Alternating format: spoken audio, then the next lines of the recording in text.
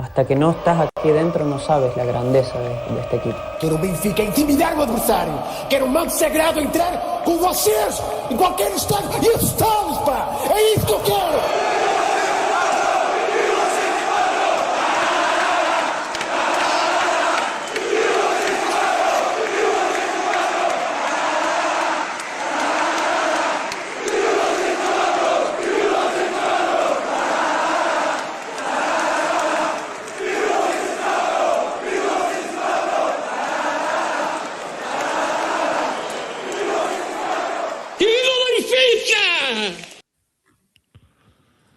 What's going on, everybody? Welcome to another edition of the Talk to the Benfica podcast. My name is Alfredo Fumaças. Coming to you every week. Another night, another podcast with me, Cristiano Oliveira. What's happening, Cristiano? What's going on, Alfredinho? How you guys doing today? What's going on, brother? How you been since last Wednesday? Well, like I often say when I come on the podcast, I've been better, not been worse. So why complain? Nobody hears, nobody cares. So just move on. What's going on? Not that much. Dave, how you doing, man? After last week's absence, how you feeling, brother? Oh, Dave's frozen. I guess it's there you go. Yeah. Now we can. Oh.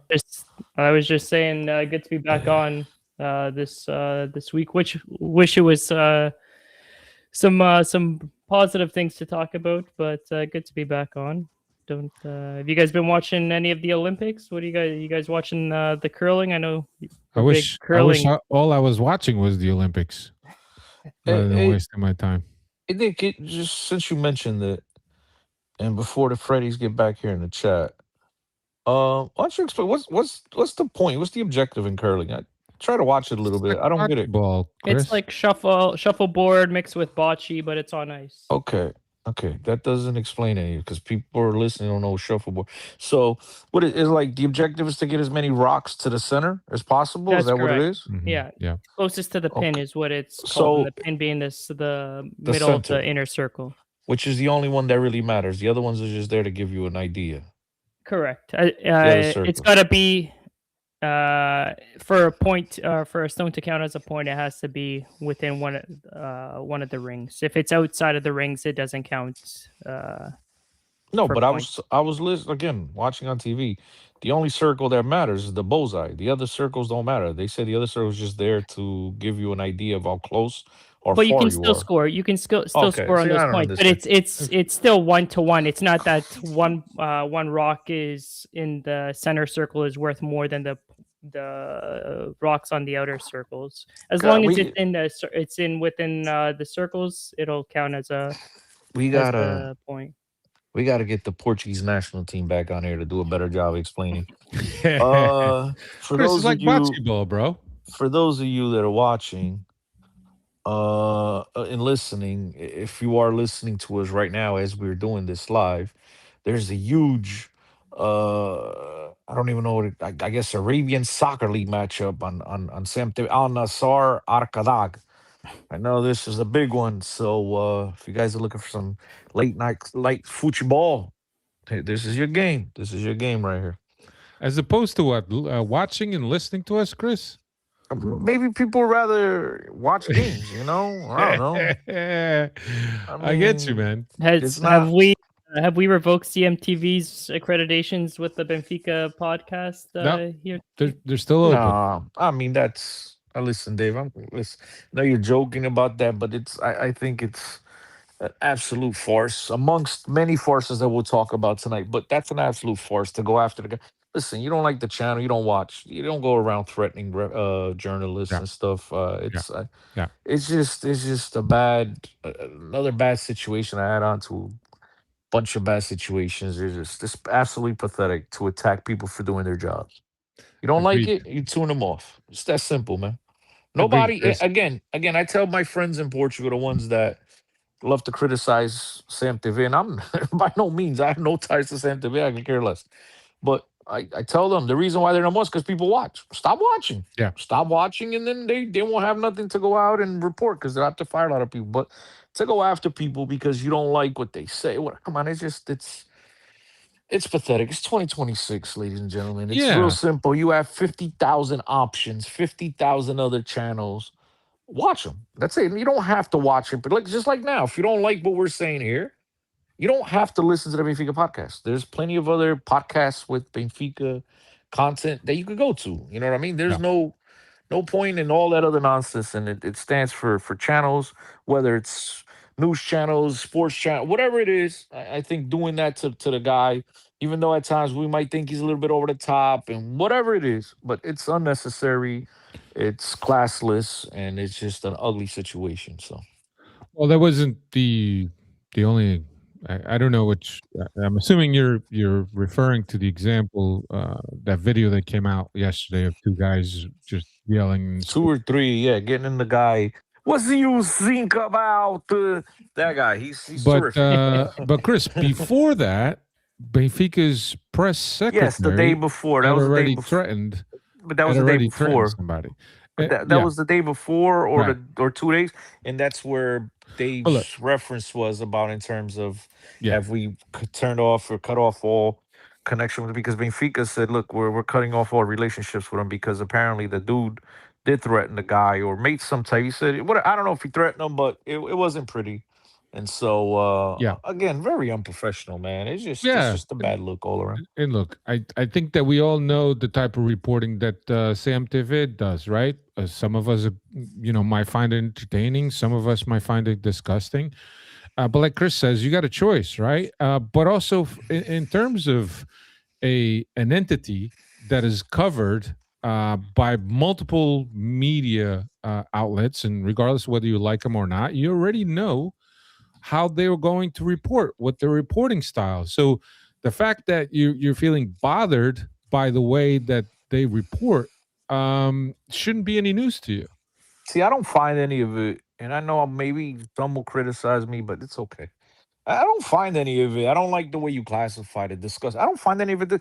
Listen, they're doing it because there is an audience for it, Chris, whether you like it or not. If somebody died in a fire and they're filming the body of the person that's burning. But there's for this. Come on, Chris.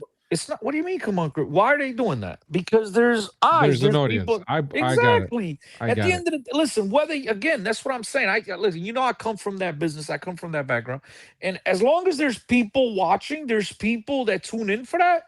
You might think it's disgusting, but again, the people that are tuning in don't think it's disgusting. And there's people that like that type of stuff. And so listen, you don't like it, turn it off. It's that simple. You know what I mean? To me, the whole disgusting stuff, it's a matter of opinion. You might not like it, but Dave might like it. Dave might not like it, but I might. You know what I mean? It's just, again, when I don't like things, ladies and gentlemen, this is the type of person I don't like. I turn it off. You don't hear me bitching and complaining. I turn the other way.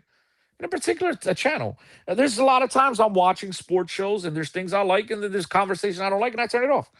I don't go cancel. I don't go cry. I don't go threaten anybody. I move on. You know what I mean? Simple. So, again, they do their job. You don't like it, turn it off. You don't like to see a burnt body, that's on you. Dave might like it. You know what I'm saying? It's really that simple, bro. I'm sorry. But anyway, here we are, another podcast, episode 583. And obviously, if you haven't been under a rock, you know what we're here for. We're here to discuss the games, discuss some of the hot topics, some of the things that have gone on as in the Benfica Nation. As you guys know, that's what we do every week. And we hope to present you with a fair opinion that we always do. Right. So I'm going to save the hot topic for when we're discussing the game. I want to get this started and rolling. Dave hasn't been here. Good to see Dave. Dave was feeling under the weather. Good to see that Dave is back and he's back with us. Dave is an integral part of this show, and we like to have him here with us. All it took was for a little curling cheating, and Dave got out of his bed.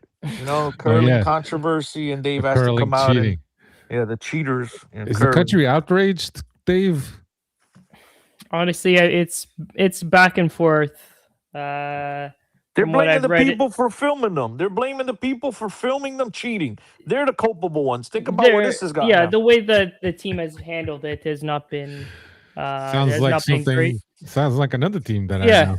She's another team in red, but yeah, but the thing is now, like every curling match that's going on, there's at least one clip of another team doing it. So it's something that's like everybody's been doing it, but this has been brought up in the limelight, and now everybody's watching for it. And I think, from what I gather, at the end of the day, it doesn't really make a big difference on the stone, but yeah, a little bit of controversy to get the people to watch. We've all been driving while intoxicated, so therefore I'm not intoxicated. That's that type of thing. Therefore, but whatever. I just find it funny that even in curling, I mean, think about curling. I see the Americans going nuts. The young kid, like, you must be really unathletic to choose that. But hey, they're having a blast, and there's medals to be won. So congrats to them, bro. Good job by them. Yeah, don't cheat. Don't cheat, Canadians. Anywhere that there's competition, there's always somebody looking for an extra edge and looking for loopholes around the system. That's the way it goes. What's the word, Dave? It ain't cheating unless you get caught, right? Yeah, that's right. That's that. Or you're not trying if you're not cheating. Oh, you're not. You're not trying if you're not cheating. Something like that. Exactly. All right. Let's say turn what's our up to the Freddies. Welcome. Smash the like button. Diogo, Milton, Jason Gaidola, Monsieur Cordeiro, Del Tasca, Carlos Amaro. Welcome, guys. Welcome to the Benfica podcast. Smash the like button while you're at it. Yeah. So let's start with at the beginning with Benfica traveling to the Azores to play Santa Clara. Give you the lineup. Truban was in goal. Araújo at right back. Silva, Otamendi, and Dal across the back. Barrenechea and Barreiro in the middle. Auschness, we found out that Auschness had picked up a little bit of a knock and he wasn't available for this game. Brestiani on one wing. Sheldrup on the other wing. Rafa underneath Pavlidis is how Benfica lined up. And let me just say, I know you guys always hear about the irrigation system or the draining system and fields and look, I know that oftentimes it's a running joke that we have here, and people like to get down on myself and Chris, especially Chris. But man, was that a bad pitch? But wait, this time it had to do with the draining system. No, it wasn't raining, so this time it was just shit. As it drained. Oh my god, it was just yeah. Hey, but before we start throwing stones, do you guys take a look at Seychelles' pitch for the Benfica? Oh, it's looking nice too. Oh yeah, so. But hold on, but listen, I didn't watch. But again, Seychelles is not Division 1. Okay, Division 1 should have conditions. At the end of the day, that's it. Okay, so. Even though Seychelles should be better, I do agree. Even though I don't know what you're talking about, but I do agree. But it's second division or whatever, under 19s, whatever. Come on, first division in Portugal should have drainage systems, should have grass that's actually rooted to the ground, to the terra on the bottom. But we've seen Sporting's got a big old stadium and their grass has been shit forever. Can we give them a pass for this season with all the rain that's been going through and storms? In Portugal this year? No, yeah. Look, I think at the end of the day, I think that Mourinho touches up a great point, and I don't mean to kind of fast forward to the end of the game, right? He's talking to the media, and he's saying how it's a shame that a club like Santa Clara, the only representative of the Azores Islands in the first division, doesn't have a better field to play. Who said this? I'm sorry, I missed it. Who said this? Mourinho in the presser. Oh, who's that? Okay. And because really the responsibility of the field is not Santa Clara's, it's the regional government. And as a result, Santa Clara has no control on bettering their pitch. It falls solely on the regional government. So it's a shame. You mean it's on citizens like Dave? No, Dave, you gotta vote for it. Yeah, you're right. At the end of the day, vote for the guy that promises Santa Clara a new pitch with a training.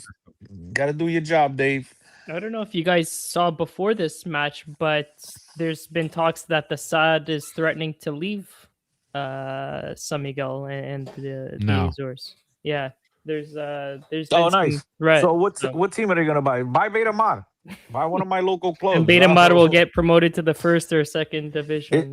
It's like Hugo's team, Villafranquista was bought out by Obs, and they just moved the. Oh yeah, you got a spot in first division. We'll buy your spot, and then we'll just move it. So maybe that's what Santa Clara is threatening to do, or at least the Sad. But it's a shame, right? It's a shame, and regardless of whether they're one of Benfica's oldest affiliates, but not no more. No, right? now they changed their they wanted to separate themselves. Yeah, they changed their emblem and everything, but it's just I think that Marítimo gets a lot from Governo Regional. Well, that's Madeira. Nacional. Yeah, but it's just the same type of governing. The government in Madeira is not doing enough for Nacional in terms of the fog, bro. You know what I mean? I don't know. But anyway, getting back into this game, Benfica scored early. Pavlidis on a header off of an Araújo cross that was in the 16th minute. Then in the 38th minute, an own goal would put Benfica up to nothing, and Benfica really came out first half and really wanted to bring the game to Santa Clara despite the pitch conditions. I mean, you're watching, the ball is rolling, the ball is hopping, and it's not conducive to a team like Benfica, especially when you have players that like their feet on the or the ball on their feet and conduct leading and dribbling the ball. It wasn't the best. Second half, different situation. Obviously, Benfica with the game against Real Madrid on the horizon, decided to control the game. Didn't help much that Trubin gave up that pitu or frango or turkey. I mean, that was horrendous on Trubin's parts. It would have been back-to-back weeks because he almost gave that up in Tondela. Yes, but luckily for him, the mud stop. I mean, that's absolutely inexcusable for a goalie at this caliber. Goalie at such a club, as big as Benfica. It's. I mean, I get it. People make mistakes. I understand, but come on. There's the what do you call it? The when you down to basics, right? You gotta go down to basics, and the first thing they teach you is knee down for a goalkeeper. That is inexcusable, bro. But whatever. É minha opinião e fico com ela. Yeah. No, it's it reminded me of Roberto. Roberto used to be like that. Used to have a couple good games, and then you'd have like a Pito, the monumental Pito. Roberto, Julio Cesar before him. I mean, we've had a lot. We've had a lot of those guys, unfortunately. Even what's his name, Artur. I mean, we've had. Jesus. Not the best look for Trubin because you come off good performances, making good saves, and then you have this, and all people can really remember is the Pito. Was it good performance because of good saves or because he scored a goal? No, I mean there's been a couple games there where he's been pretty consistent with his saves. He's helped us out. I think I don't put the goal in the same bag. That's just a freak thing. I mean that doesn't make a goalie's performance better than other because the goalie's job is to save balls and keep the balls away from the net, not to score goals. So I wouldn't categorize that. I mean, if Trubin gave up that P2 like he did, and then he scored a goal, he still gave up a P2. That's all people can remember, I think, at least in my opinion.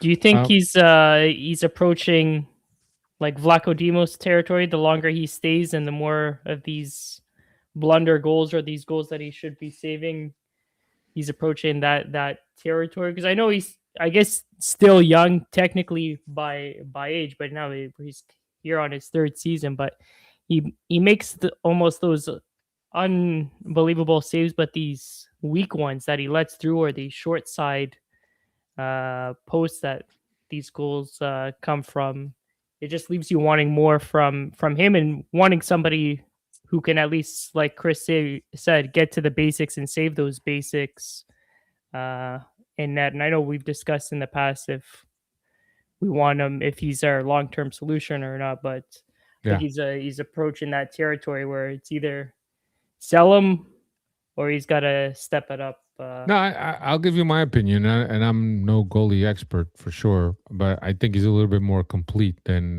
Vlaco Dimos. I think Vlaco Dimos was great between the pipes, but after that, it was rough. Well, I think this guy's good. Well, not good. I'm sorry. He's better than Vlaco Dimos with his feet, maybe. But I think a lot of the times there's a lot like it's hard to judge uh Truman because he'll make, as Dave said, and spot on, he'll make the incredible save, Yeah, and then like shit that just goes right by him. He doesn't. They just falls over. I don't know. It's very, it's very confusing to me. I don't like. And you know me. You guys, if you guys recall, when we were doing the buy keep sell loan the year before we got him, I was like, I don't even. Yeah, I was like, sell Vlaco Dimos and go buy Trubin. So when that happened, I was happy to pick and shit. But I haven't been happy. I haven't been happy with his performance. He doesn't come out enough. When he comes out, it's everything punch. Every shot, shot straight at him. It's a parry away. He doesn't catch enough sting. I don't think he gives us enough security in the back. And I thought he'd be better. And especially after 3 years at the loop, you think he'd progress a lot more. And I haven't seen it. I haven't seen it. We gave him the whole stuff of adaptation, the war. And I understand the war's still going on, but by now he should be adapted and stuff like that. And let's be honest, Alfredo, you played, I played, whatever. When you're inside the four lines, you're not really thinking about what's going on at home. I mean, that actually alleviates a lot of your problems for the time being. We know it's temporary, but at least it does. When you're in a game, I mean, maybe as a goalie, because sometimes you're bored as fuck. So I don't know. I didn't play goalie, so maybe I'm just assuming. yeah, Maybe I'm wrong, but I like to think that when you're playing, you're focused on the game. You're not really thinking about problems off the field. And he's had more than adequate time to adapt and do what he has to do. And I just don't think he's progressed enough, man. I really. And you've seen the game like yesterday. You see the game on the weekend. There's just a lot of balls that are shot at him. And I like a goalie that is secure, a goalie that holds on to the ball, because when you're playing against a team that is superior, when you're playing even against Santa Clara and the momentum is shifted, you need goalies that are able to control the game in terms of calming everybody down, agarrar a bola, rather than you're under fire, you just parry shit to the corners, to the side, and you're just constantly under barrage. So I want goalies that are secure, goalies that carry that carry, that catch the balls, come out for crosses, and he just hasn't done it for me. yeah. No, but I just don't. Dave's question was if he's approaching Vlaco Dimos territory. I don't think so. Not for me, at least. I think there was What? a lot. Dave was asking if he's approaching Vlaco Dimos territory where we need to get rid of them. Not yet, because I think the fans, like I said, like I was throwing that little jab in terms of, is he coming off a good performance as a goalie, or is he coming off a good performance because he scored? Right. I think people right now, that's the freshest thing on their minds, and people are content, right? But yeah, I mean, if you're looking in terms of development, right? He's a young goalie and whatnot. I don't think he's, as I've said it before and I'll say it again, I don't think he's progressing the way we expected him to. Diogo Reis is saying, guys, goalkeeping is hard. One time my men's league team were up 4-1. Goalie took a red card in the 80th minute. I thought I could step in to close it out. We lost 5-4 in the rain. Poor drainage. For this, dude, you gave up 4 goals in 10 minutes? Hey, the team was also playing with the man down. We don't blame it all on him. In this case, there were like 3 men down, it looked like. Chris, does that ever happen to you, bro? I think you guys are being generous. I just blame the goalie. Just blame the goalie. I mean, if you got Dave, this is way before Dave's time. So, Dave, if you don't remember, it's okay. You're excused for this part, okay? But Alfredo, you'll surely remember Boavista, at Boavista, Benfica gets a red card. They put Paulo Souza in that. My man made a hell of a save, and we held on for, I believe, a 2-1 victory. Yeah. So it's just Diogo's a shitty goalkeeper. He's used to playing with them huge pads, in a small goal, right? And with a stick in his hand and a glove, and he didn't have that. So the object he needed to defend was too big. O Diogo não era mau guarda-redes, a bola é que o atrapalhava. You know what I mean? That was the problem. So hilarious. Dave, do you recall that game, Dave? No, sorry, that's Dave. Way before me. No, that's before. No, Dave. But probably I was just born. No, I know, but it's been when you look at highlights and stuff like that, and the old videos. I'll have to Google find it. Paulo Souza, and he could tell he's small as hell in goal, and we're all like, oh my, it was raining too, like, ay, Jesus. And my man, he held his own, and we pulled off the victory. But Google it. Like I said, go to YouTube or whatever, you'll see. And the rest of you guys listening at home, if you're young or even if you're old like me, you just don't remember it, go check it out. It was pretty cool. The fact that we pulled that off. But getting back to the rest of the game, more substitutes, 3 substitutions. Sidney Cabral came in for Sheldrup, Sudakov came in for Rafa, Manu came in for Prestiani. Benfica ended up closing out the game, a less dominant half by Benfica in the second half. Less opportunities created as a result, but the pitch didn't help either. But I thought that the team was already with their head in the Real Madrid game, but thankfully they were able to close it out. Before in games in the past, we've seen that the team struggle to close out games, but I thought that the team closed it out nicely. Dave just dropped off. I wanted to ask Dave for here it is, for stats. Dave, can you hear me? Yeah. Closing out the Santa Clara game, you got any stats? Yeah, Pavlidis with his league-leading 20th goal of the season, and at this point of the season, Benfica's actually got 2 more points than they did at last year at this stage. 52 points at this stage of the season. Last year had 50, and with a slightly better goal difference, plus 33 compared to plus 32. At this stage through 22nd match day of the season. Yeah. And also, team has not lost domestically in a year for the league. Put it in the museum. Which is it's quite a run for the team. Only one of the few unbeaten teams in European leagues, if not the only team in European league that's unbeaten so far, that has not suffered a defeat, I think, if I'm not mistaken. Anyway, anything else did we miss, Chris? No.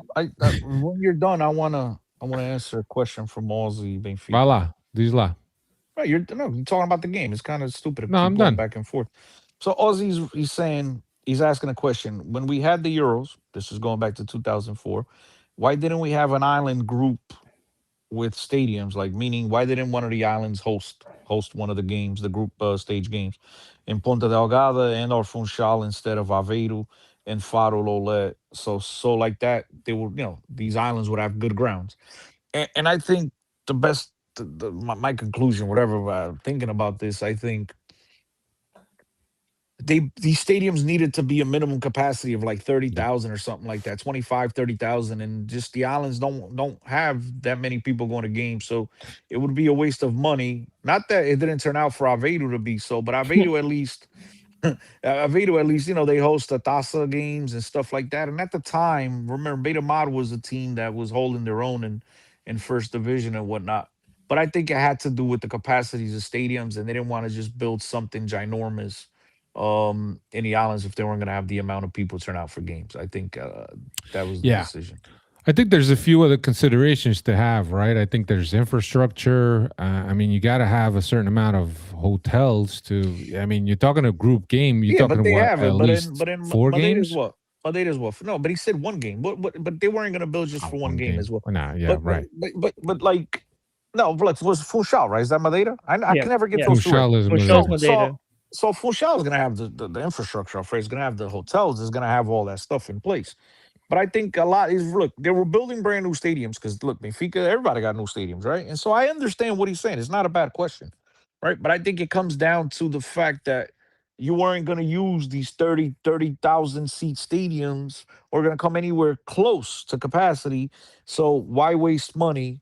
And I don't understand at the time. I don't know if Marítimo, Nacional, I don't know if they were holding their own in the first division. I don't recall at the time.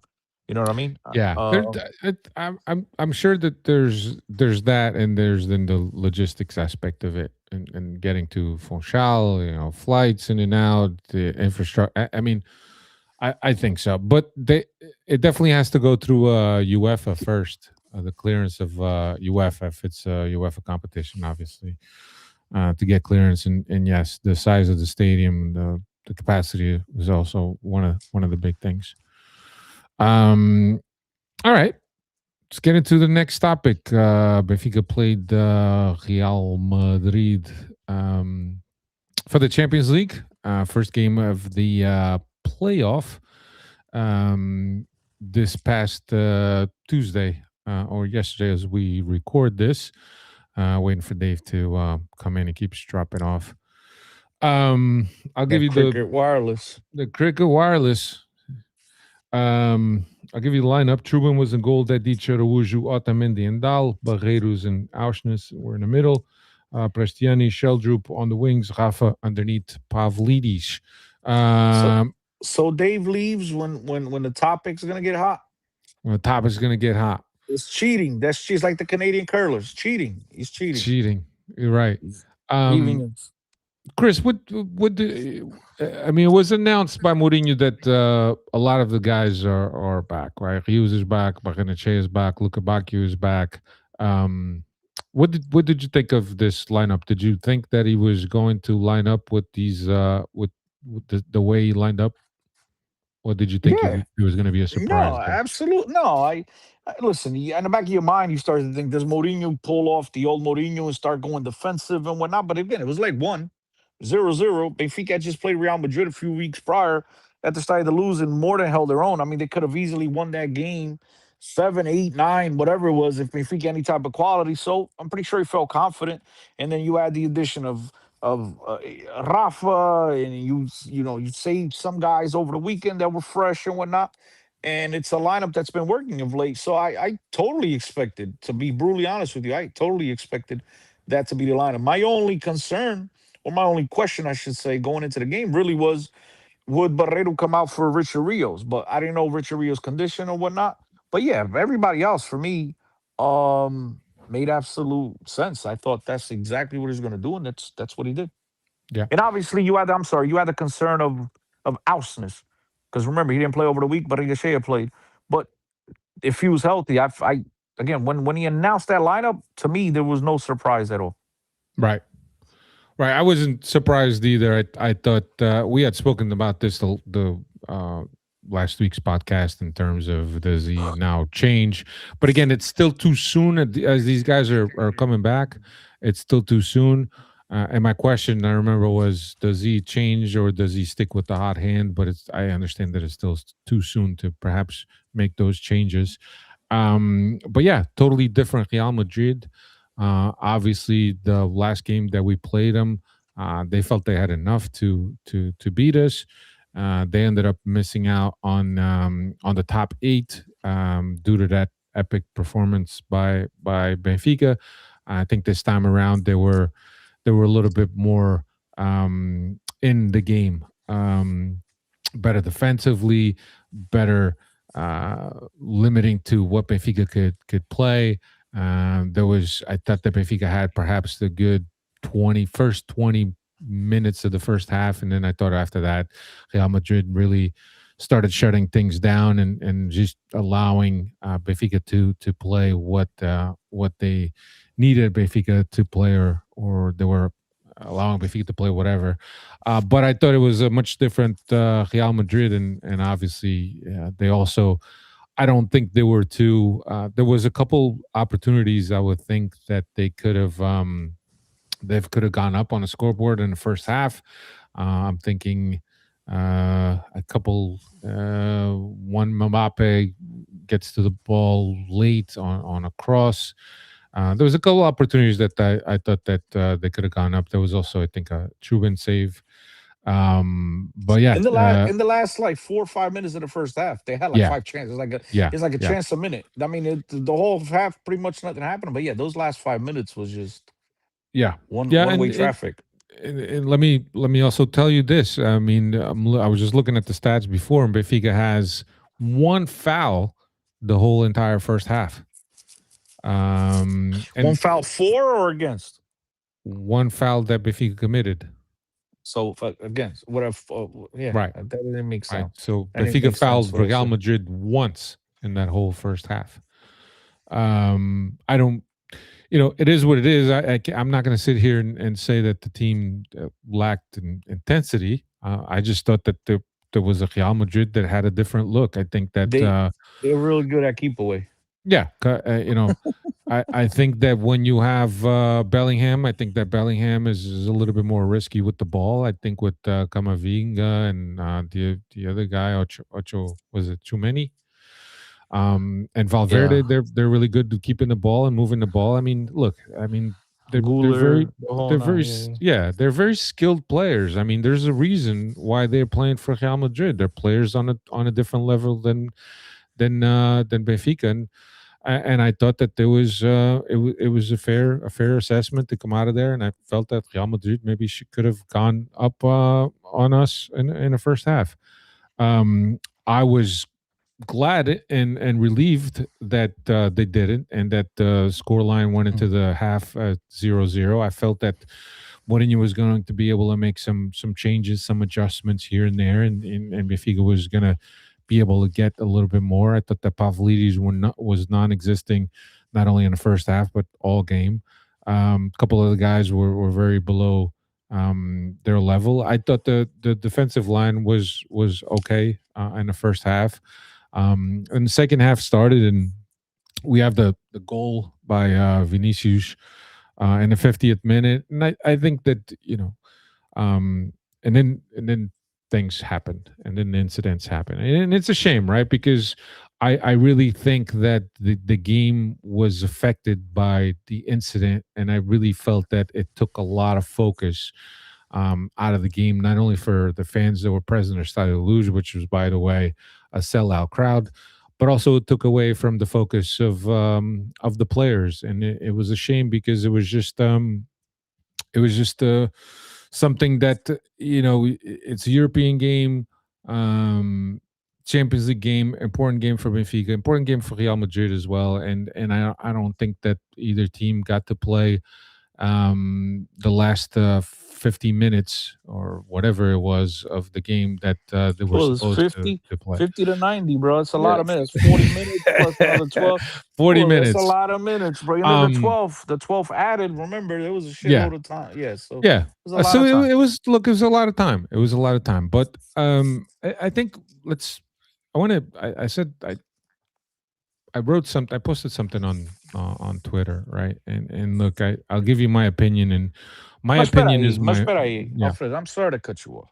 Okay, I love you, but you're telling people the incident. There might be people listening that ain't break it down. So Vinicius scored a fabulous goal. Vinicius scored a fabulous goal. Way too much space. Gave him too much space. And again, we know Vinicius loves to cut on the inside. So what does Dedic do? Sure. Let me give you the inside and cut you off from the outside one. Makes absolutely no sense, but that's another topic for another day. Vinicius scores an absolute banger, upper 90, that you even got to tip it. Whether you like the player or not, you're like, damn, okay. Yeah. And then the show starts. Then the circus starts, and then go ahead. Now the show starts. Vinicius comes over to the corner flag that has Benfica's emblem, and he basically is doing I don't know how to describe that. He's like almost like humping the flag or humping the flag while dancing.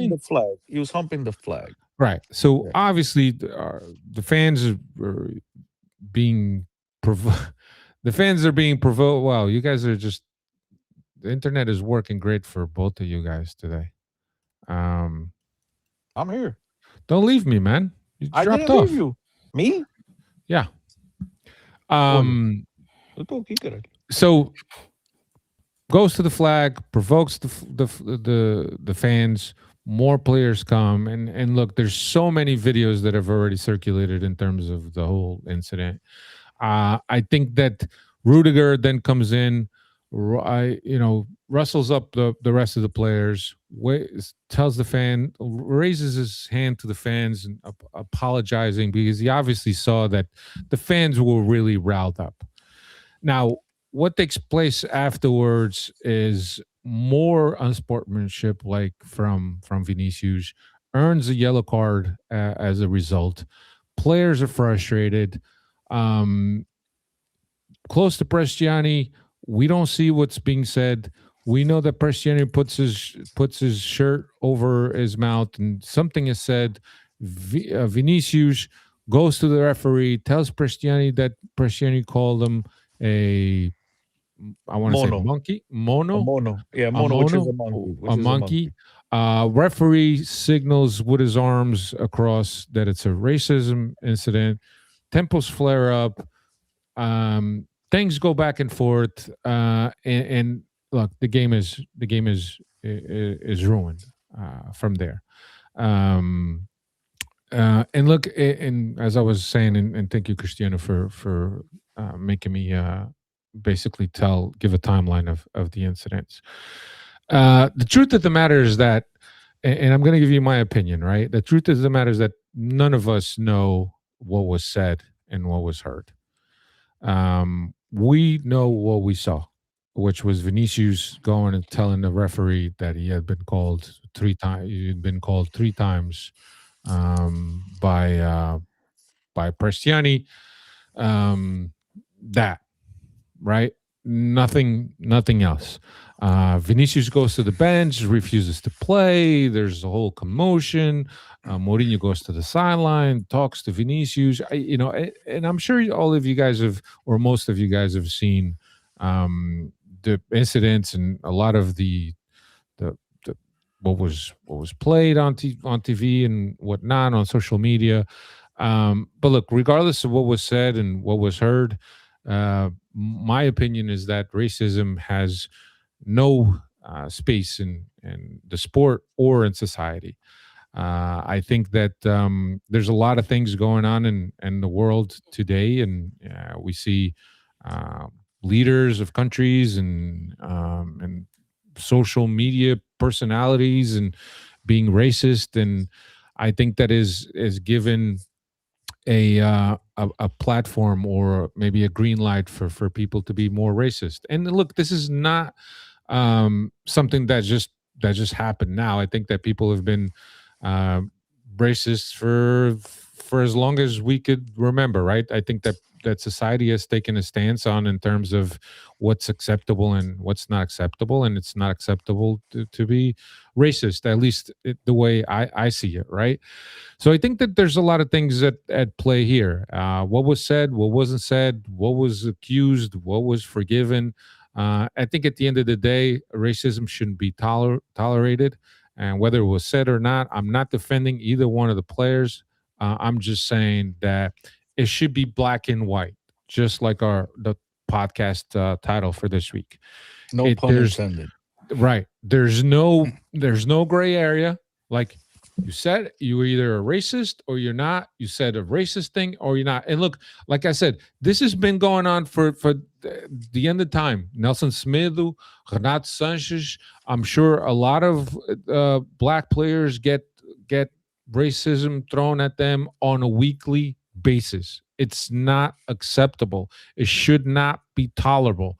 Now, what happened here is the communication from the club, and Chris, stop me when I'm getting a little bit too far ahead of myself, and you want to chime in, right? Communication from the club was outrageous. Number one, they decide to put a tweet out defending the player. Then also saying that Benfica is not a racist club, as one of our biggest symbols is a player of color in Eusebio. Almost like that gives you, it's okay, like you're playing it's like you're saying it's okay, I could be racist because one of my best friends is black. But Alfredo, I get what you're saying, and you said I could cut in whenever I want, but I don't think that was their intention. You know what I mean? I think, and again, everybody can interpret whatever they want, right? We have to understand a couple of things here, right? And again, we're just stating the facts from what we know, okay? And I agree with you 1,000%. Racism has no place in society, let alone sports, okay? There's a whole bunch of nonsense going back and forth. Players are talking shit to one another. He put the shirt over his head. Now, and again, I'm not defending anybody. I'm just talking about the timeline. I can't convince you that he said monkey, just like you can't convince me that he didn't say monkey. Do you understand what I'm trying to say? Mm-hmm. No one did. So at the end of the day, from a Benfica, and I had this conversation with Hugo today regarding Real Madrid, and I'll make the case for them as well. From a Benfica standpoint, their player is saying that he didn't say it. So Benfica is going out and is defending their player. Real Madrid, their player is saying they did say it. So Real Madrid is supporting their. So again, Benfica at the end of the day, right or wrong, is coming out to defend their player, right? And that's the part that you kind of maybe agree, disagree with. The other stuff, I think, Alfredo, Benfica wasn't making that statement that, oh, I got a black friend, so therefore I'm not. No, I think Benfica was just mentioning that how much they respect black players and whatnot. Just look at our own history. You know, the guy that we cherish the most is a black player. We admire and respect all at the club. I think there was more of that than the whole, scenario of, I got a black friend, so therefore I'm not, that type of stuff. And I understand right now it all looks so negative, and so it's easy for us to cherry pick and sit here and say, oh, of course, Benfica's class. Like, listen, whether you like it or not, both clubs are defending their players, whether it's right or wrong. Nobody can guarantee that he didn't say it. Now, does it look bad? I agree with you. He probably did say it. That's the reason why he put his shirt over his face, over his mouth. But again, just because he put it over his mouth doesn't necessarily mean that he did say it. So it's just a big conundrum that we're stuck in the middle. The part that pisses me off about this whole situation is that all of a sudden, all Portuguese, all Benfiquistas are racist. Unfortunately, there's a lot of shitums that were at the game, were making the monkey sounds, but there were a lot of other people at the game that took the time to videotape these guys and to report them on social media, put them on blast. There's a lot of good people. My brother, my nephews, my sister all was at the game. They're not racist. They weren't chanting any monkey sounds. So to label everybody, racist at the game, at the stadium, I think it's absolutely pathetic as well. As we all know, in society, in sports, there's bad people, there's good people. This is a shitty situation, or a terrible situation, I shall say. There is no room for this type of stuff in society, as I've said before, let alone in sports. But it's going to be a whole he said, she said. Benfica's trying to defend their player because at the end of the day, if it is true, let's say it's just a bullshit allegation, there is a possibility that this poor kid's career is done at 19 years of age. And again, there's no way you can prove it either way. And I think either club is just doing their best to support their players. I mean, I think you reverse it, right? You reverse the situation. And one of the black players on Benfica was, allegedly called a slur by a Real Madrid player. Both clubs will be doing the same exact thing that they're doing right now. You know what I'm trying to say, Alfredo? I don't think, Dave, I mean, you could get in here. I don't know what you think. I don't think those statements by Benfica was to play that card that, you know what I mean? I get what you're saying, and I seen the video from, what's his name, Rabona TV. I understand a lot of it, and I get it. I understand it, and how that could be understood and taken in that way. But at the same time, listen, you have to understand what Benfica stood for since their, inauguration, since they first were put together. Let's not ignore 100+ years of the tremendous stuff that they've done for a bad moment or for a bad day. Let's not ignore all that because of a terrible situation that happened one time, and heads are heated, and everybody's reacting. Everybody's accusing Mourinho of being a racist. Everybody's accusing the play. So I understand these guys get paid to make these tough decisions and be the cooler heads, but let's not ignore what the club has done the last 100+ years as well. And with that, I'll just yeah. listen to I'll get. I want to get David's take on it, but yeah, I thought that the club. It's okay if you defend your player, right? And it's fine, right? Because you're going to defend yours. I just thought that using Eusebio, and Carlos says here, official communication using Eusebio as a token defense is absolutely poorly thought out. And I agree. You didn't need to. I agree You too. didn't need to call that out. I agree too, but that's because you're looking at it right as they're using that as a token. But look, I think Benfica was just mentioning all the good stuff that they've done. How about if you look at it from that? But you don't need to. Why do you need to, Dave? Chris, you don't need to. You just say, look, we defend. We believe our player. We're defending our player. We're going to sit and cooperate with any investigation that UEFA demands. And once once the investigation is completed and whatever comes of it, we're more than glad to oblige by the investigation. Now, you don't need to go and mention Eusebio or any other black player that has been a legend of your club as a say. We're not a racist club. Look at us. We have a black man outside as one of our biggest symbols. You don't need to do that. You need to be very black and white. We defend our player, but we'll accept any consequences as a result of a thorough investigation, and we are here to cooperate with the investigation. Well, look, think that would have been enough. Over the last 2 years, if not more, right? And I'm just going to be generous. Over the last 2 years, and in particular, just last October, right? Many Benfiquistas, many of the guys listening to this, you, Dave, many people, right, criticized this direção. They wanted new direção, new people running the club because we a lot of people thought that they were shitheads, right? So is anybody surprised by the shitheads making shitheads decisions? And that's not to excuse them. You get what I'm saying? But everybody's known that these guys have been shitheads.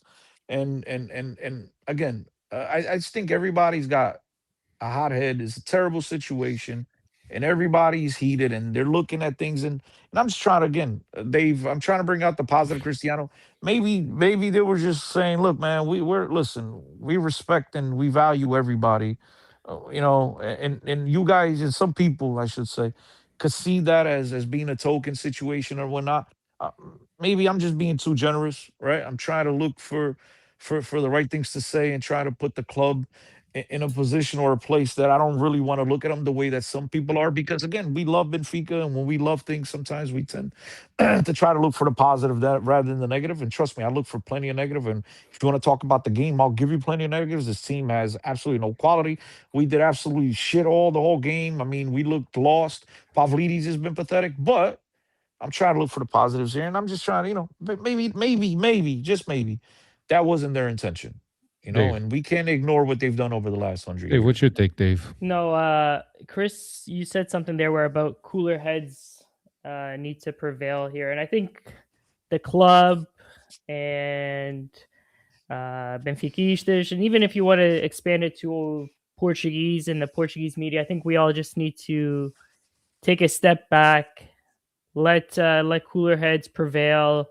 There's just too much going back and forth. And you know what?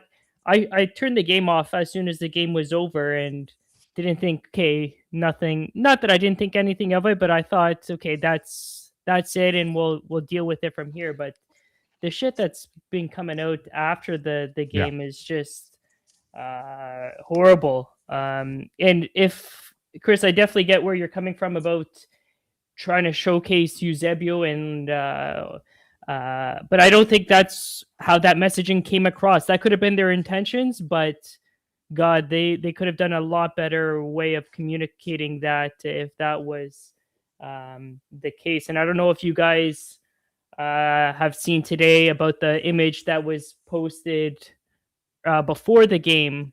In the preview, there's like monkeys on shell droops. Yeah, but do you know what that's about, Dave? That's his, his celebration. Is that's that his celebration. Okay. But that's what I'm saying. People, so that's where I was referencing. And again, I might be off, and I'm just trying to put a positive spin on it, right? Because again, everything right now around Benfica is so negative that we're nitpicking at every little thing. And again, when you see the monkeys there imprinted on the belt, oh my God, it's got to be because no, it's the guys. It's the guys. It's what's his name? Sheldrew celebrate every time he scores a goal. He does that stupid celebration. That's what it's about.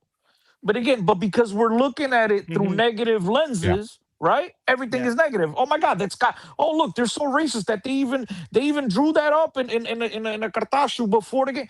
Come on, bro. You have to know the information behind everything. That's why I'm trying to say maybe Benfica. That wasn't their intent. Did they come off the wrong way? Absolutely. And there's a lot of times in situations like these with clubs and personal situations, right, that we all go through on a day-to-day basis where we're like, for this, Calat fazia melhor papel. Quiet, I would have been a poet, right? You know what I mean? And maybe this is one of those situations that Benfica not saying anything would have served them better. But you have to understand, as you said, Dave, you turned off the TV once the game was over, right? And that's when accusations all started coming out. right? You see everybody's an expert. You see Mbappe comes out, and Mbappe, and credit to him, he says, look, I've been to the stadium many times, player never had a problem. I got a lot of Portuguese friends. Portugal's a wonderful country. I've never had a problem. The club, Benfica, is a ginormous club. Their fans are tremendous. This is an isolated incident, but I did hear it 5 times. And so when you hear a player like that make those type of accusations, and again, whether it was smart or not by Benfica to do so, but they felt the need to protect their player, right? When you make those accusations, and then there's video that you don't react, right? He said, Mbappe himself said that he heard it 5 times, right? Yep. So you didn't react any of the 5 times? It took Vinny to go run, and then only after Vinny. And I think that's what Benfica, and again, I'm not justifying it, but I think Benfica was just trying to support their player. It came off the wrong way. And as we've said before, cooler head, shut up, go home, and deal with it in the morning. Get together. I mean, I'm sure they got attorneys and PR and whatnot, and they could have handled it better. It's just a situation that nobody wins from this. Look, unfortunately, I'm annoyed because I'm being labeled a racist because I'm a Benfica fan. I mean, that's absolutely pathetic. And You guys are being the fallout. You guys are being labeled racist. That's pathetic. Were there people at the stadium that were ignorant? 1,000%.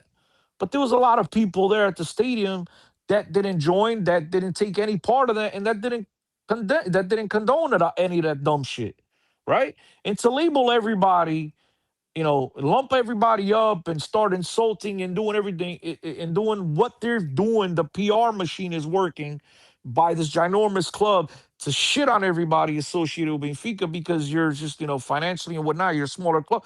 I think you're doing a disservice for everybody at the stadium.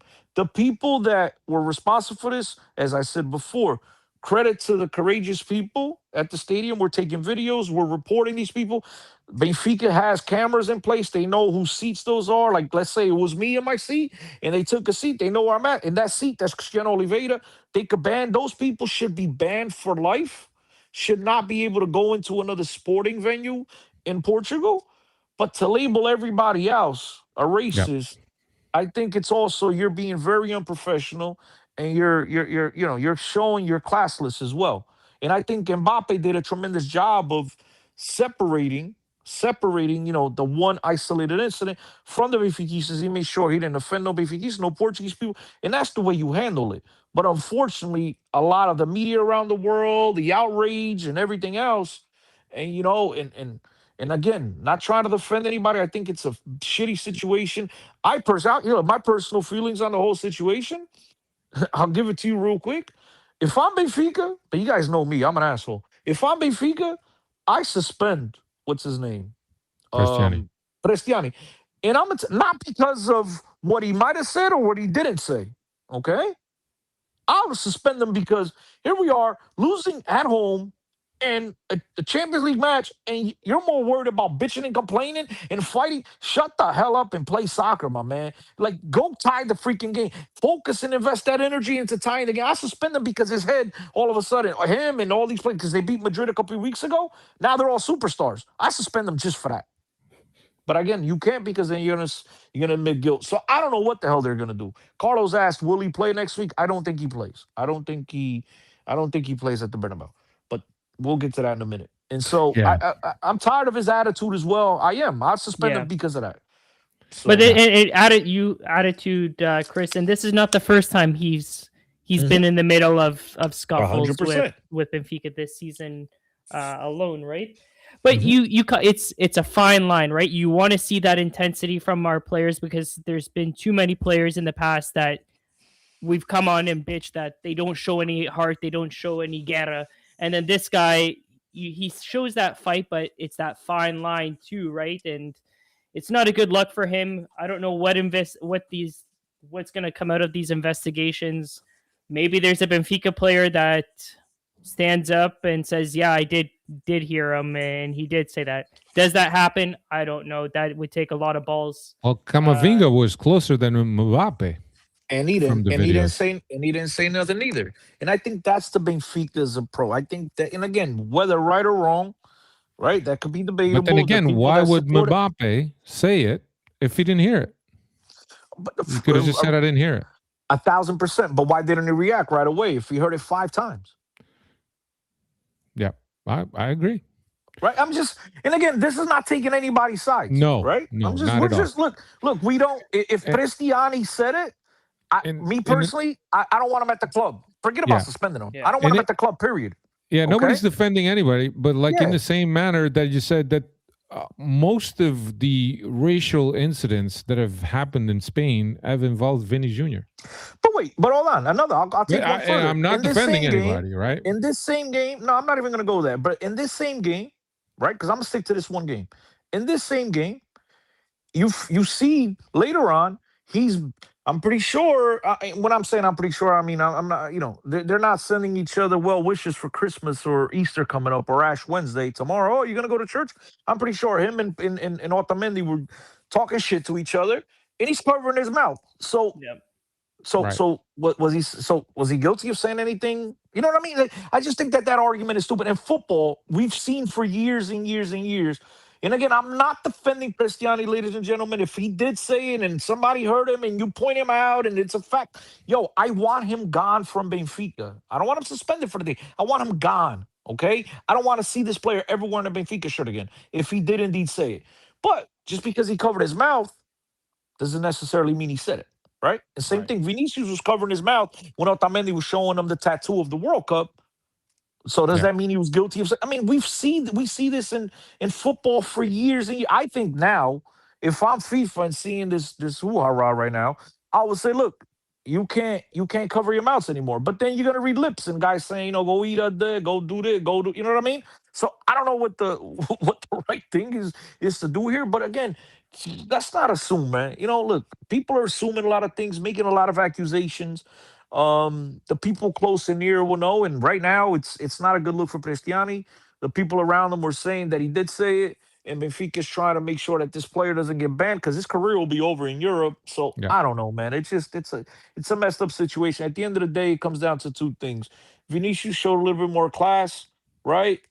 At least the bickering wouldn't have started. I'm not saying the racism, right? Because that has no place in football. But the fights wouldn't have started between one another. And if Cristiani focused more on playing football, right, none of this shit would have happened. So, those are some valid takeaways. But I think that I don't have anything else. But just being on social media earlier this morning was just holy fuck, what is going on? It's awful.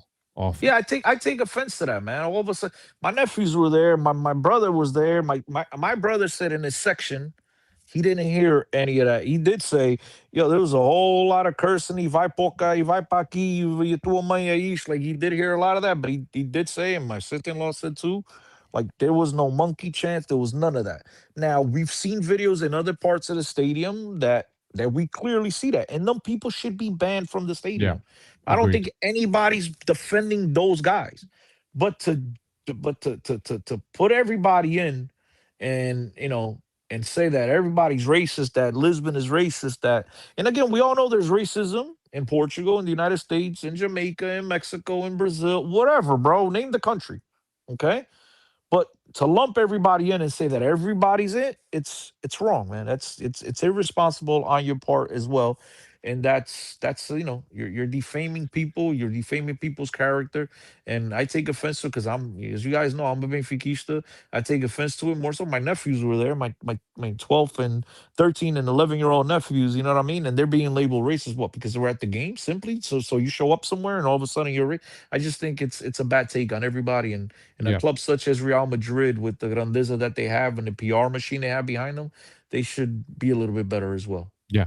So as I mentioned, the game was basically ruined by the incident. We didn't have a normal game, normal flow, whatever.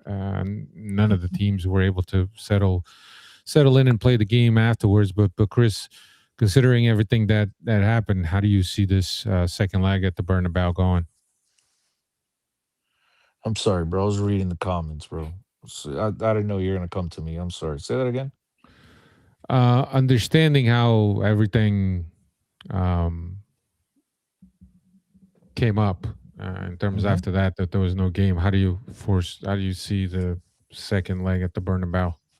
But simple. Benfica has nothing to lose and everything to gain. Okay? They go out there and lose Hostile environment. 3-0.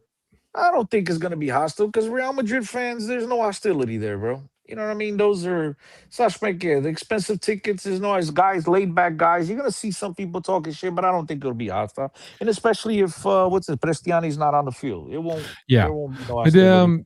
The other thing that I wanted to say, and before we go, so no Mourinho. Mourinho picked up 2 yellows in a sequence, and all Mourinho said at the end of the game was that he was complaining to the referee. He knew the referee was aware that that was a second yellow for Vini, bro. That was a red card. But he mentioned that both Camavinga and Carreras were on yellow card, possibly picking up another yellow card would have seen him out the second leg. Carreras dove in the first half. Didn't get a yellow. Prestiani dove or whatever. Maybe he got a yellow. Valverde, you know what I mean? Why the double standard? Valverde, a punch in the face. It's a red card. VAR wasn't anywhere to be found. Vinny's second yellow would have been out as well. Real quick, that showed, and Hugo brought this up earlier today. That showed the lack of experience on Dahl's part as well. Dahl should have gone down to the floor and rolled from Stadio de Luz to Stadio Nacional. Should have rolled from Stadio de Luz to Stadio Nacional, bro. You know what I mean? Pull the Neymar and just should have rolled and rolled and rolled forever. Should have been there until they went to VAR and checked it. Exactly. Yeah, but you're right. I mean, that's sometimes that's the difference in teams. It's some teams are just too naive. The experience. Mm-hmm. But yeah, so that would have been, and Camavinga was also on yellow card limit. He should have gotten a yellow on that. Should have gotten at least a yellow card. Yeah, on that foul, no ball. Just straight, so I think that everybody has the opinion that that Real Madrid is perhaps the most favored team by UEFA, and again, I don't follow the team that much. I don't know if that's real. Chris, you could tell me. Let me ask you guys a question. Okay. Let me ask you guys a question. Go ahead. I'm just and again, don't crucify me for this, guys. It's a podcast. I'm asking a question because again, let me reiterate: racism has no place in society, no place in sports. Racism should not be accepted or tolerated anywhere, right? But here's the question now, just to make things interesting on the podcast: do you think Real Madrid is pimping the whole racism thing so nobody talks about the robbery at the Louvre? Doesn't hurt. It could be, but I mean, because look, nobody's talking about 2 red cards and yellow cards. Chiringuito was talking about it exactly because Chiringuito, and again, they're Madridista affiliated, and I'm surprised they're going in on them. Right. But the world news, right? The European news outlets and the world news, nobody's talking about what could be perceived or what was interpreted by people as another favorable refereeing match for Real Madrid. And this was called out before the game. Mourinho called this out before the game. Mm-hmm. And now nobody's even talking. Nobody's making a I mean, there's some truth to that, Chris. I'm sure. Dave, stats so we can move. Yeah, 9th time that Benfica has lost the first leg at home in a European knockout tie. Only 1 time has Benfica managed to qualify for the next round. And historically in the Champions League, the team that loses at home in the first leg of a knockout time has been eliminated 343 times. Only 10 times has there been a comeback. So 3% of the time. But not looking good for us here going into the second leg. Yeah. I think at the end of the day, you got to show up and you got to play. And, I think you got to feel you're a little bit shortchanged with the fact that you didn't really get to play that second half. That's not to say that Real wouldn't have walked all over you, but certainly it's something that still open. 1-0 is not the end of the world, and if you play a game like you play at Stadio Luz a few weeks back, there's a good chance that you could come out with a good result, and that would be a real shutter-upper. But yeah, let me get Cristiano back on here. My bad, that was my agent. Up next, AVS. Benfica will play AVS this Saturday at Stadio Luz. Dave, what's AVS up to? They are currently in dead last in 18th with only 8 points through the first 22 games of the season. 1 win, 5 draws, 16 defeats, which they just picked up that first victory on this past Sunday. After 22 matches, they picked up their first victory. A 3-0 victory. Real. Yeah. Wait, it wasn't just the victory. It was a 3-0 victory. Estoril had a really good season with a really good coach. That was shocking. It was very shocking. I saw the goals. I mean, all 3 goals were blunders by Estoril, which doesn't want to take away the credit, obviously. But yeah, good for them. I mean, they got 8 points, and we're what 21, 22 rounds in. Hey man, listen, you're mocking their 8 points, but that's almost as many points as we're behind Porto. You know what I mean? And these are the teams we're dropping points to. So we find 7 points. We find 7 points behind Porto a lot. They got 1 more point than that, so they're to be applauded. It's a look. Estadio losers shouldn't be a problem beating this AVS team. Now, understanding what has just gone on. And understanding you got Real Madrid on Wednesday, I hope the team is focused to play this game. Oh, I think the crowd. I think the crowd will come out. Crowd show out. I think the crowd's going to come out and support the club. Believe it or not. I hope so. No, but I'm talking about support, meaning they're going to be vocal. I think there's going to be a lot of support show towards the team rather than the negativity or the silence we see at the start of the Luz. Yeah, for sure. I think that's really all we got. Any questions from you guys that you wanted to for us to discuss? There's a question here from Ugaja Grant. News came out that he called him a pussy instead of a monkey. Maricon versus mono. Could it sound similar under a jersey? Would that make a difference, or would things change for homophobia? Look. There's a lot of theories. There's a lot of things. He said this. He said that. It's really hearsay. There's 2 sides to every story, and none of us know what really went on. I think that Prestiani knows what he said.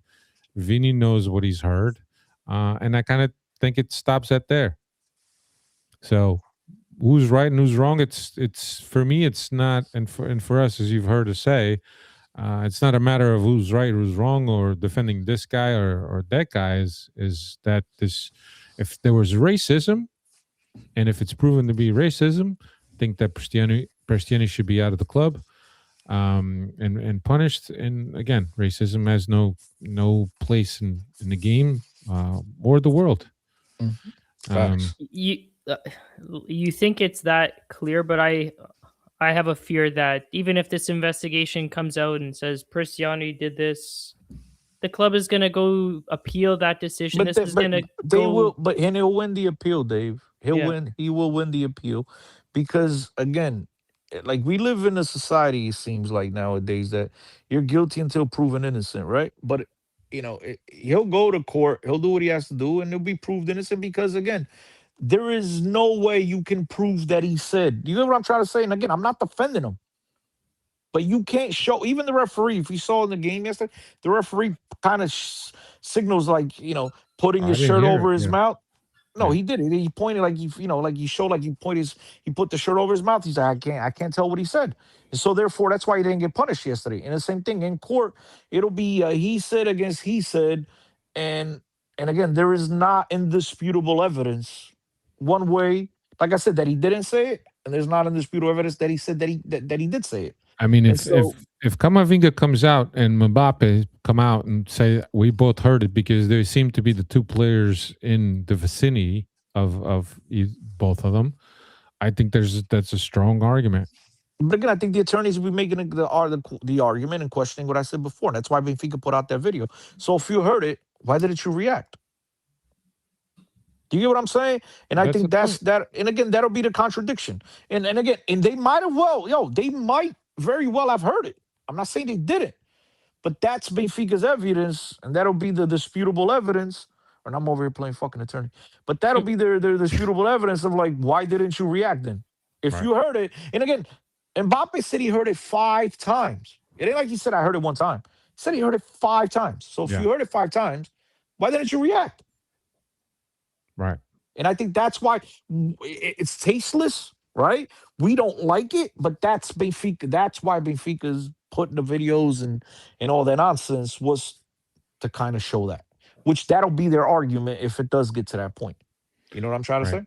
Now it'll be up to, you know how it is, public court of what is it? The court of public opinion, whatever it's called, right? Yeah. It'll be, you know, regardless, if UEFA says, look, he did nothing, we can prove he did nothing. There's going to be people that are going to say he did it. And if UEFA says he did it, there's going to be people that says he didn't. So it's just going to be this back and forth, and it's a bad stain on Benfica, dark cloud on Benfica. And as I've said before, I know it sucks and some people will disagree with me, but I'd get rid of that stain. Me personally.